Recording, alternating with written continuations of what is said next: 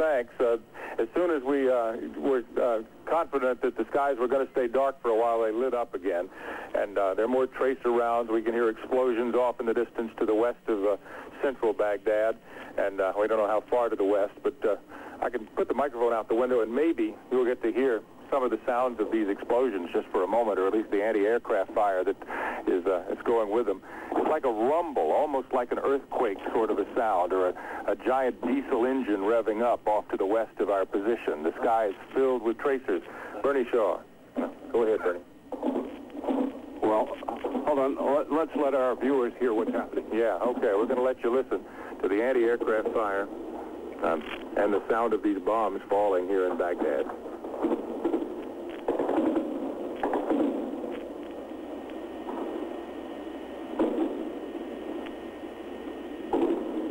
Intensity of the Iraqi anti-aircraft fire is not as great as it was an hour ago, is it, Peter? No, it's not intense in that part of the city, and what interests me, John, is that there doesn't seem to be any surface-to-air missiles going up.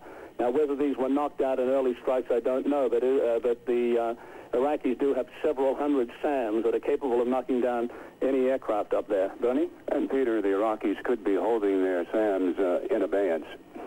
Yeah, that's a possibility. We had heard from a briefing that we got some months ago that there were 2 surface-to-air missile sites in the area, and it's one of those things that the Defense Department officials are probably not wanting us to talk about, but the government of Iraq is certainly doing what it can here to fight back. Well, not only the Defense Department, I don't know if the Defense Department cares, but the government of Iraq probably is concerned about us talking about information. I want to point out that anything we've gleaned basically is from U.S. news media and experts, and we found nothing here that we haven't been allowed, in fact, to see much here. Certainly. We are confined to the hotel. We can give this report tonight because we're on the 9th floor of the Al Rashid Hotel, which has a commanding view of this very flat city to the north, south, east, and west. And for about the last 2 hours in the north, south, east, and west, there's the last hour to the north, south, east, and west, there has been enormous activity. And now we hear planes actually going over here. Yeah, well, I'll see if I can see anything. All right. There's a plane nearby. Bernie, you can see something? Right. It's broken out on either side of us here at the hotel. And I'm just going to be quiet and let you listen.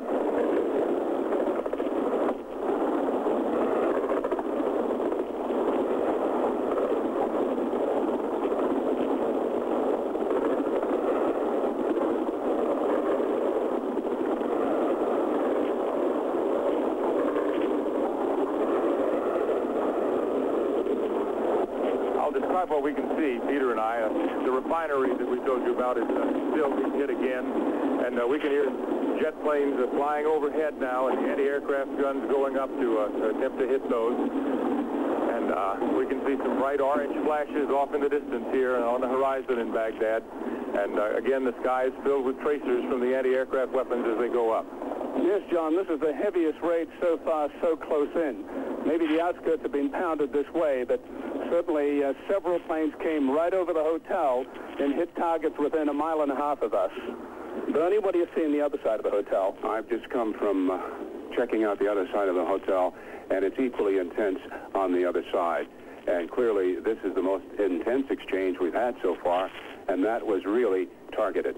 No kidding. The sounds of those jet planes from the United States directly overhead was a little bit unnerving for all of us, I'm sure. Peter, you've seen major military attacks in the past, and you're our history lesson here. In Vietnam, I'm sure it got much worse than this many times while you were there, didn't it? I don't think anything in Vietnam was momentous. Is this land, sea, and air armada that is assembled in Saudi Arabia and off the coast. I believe there's more aircraft, attack aircraft, than at any point in history, in the whole history of the world. And right now it seems that they're all coming at Baghdad, but of course they're not. We don't know about targets anywhere else in the Iraq or in Kuwait. We are limited here to looking out our window and trying to interpret the skies and the flashes in the skies. John? Right. Iraqi government officials have told us that they will set up a media center for us and give us information from the Iraqi government's point of view after the attack. They, I think, were pretty well convinced in at least the level of ministers in the government that there was going to be an attack sometime in the near future, but they didn't. I don't think the government people anticipated it would come this quickly. Well, John, this attack left as fast as it came. The planes have left the vicinity, and the anti-aircraft fire has stopped. So we're back to another lull here, and let me give you to Bernie Shaw. I just come back from the other side. I'm really wearing out trousers here, crawling on my knees and hands. But it occurred to me that, gentlemen, does it occur to you that it is not accidental that we are still reporting to the world? It may not be, Bernie. I'm sure the Iraqis could pull the plug on us. I'm sure the Americans could pull the plug on us, and it's useful, I hope, to our viewers around the world to be able to hear what we have to report. Well, my point is, this government wants word put out. This government has told us frequently, including the information minister last night, that he wanted the press to stay here. In fact, he expressed anger that some of the press had left. He said the international press says it covers human rights. It should be here to see what the United States, the multinational force, is going to do.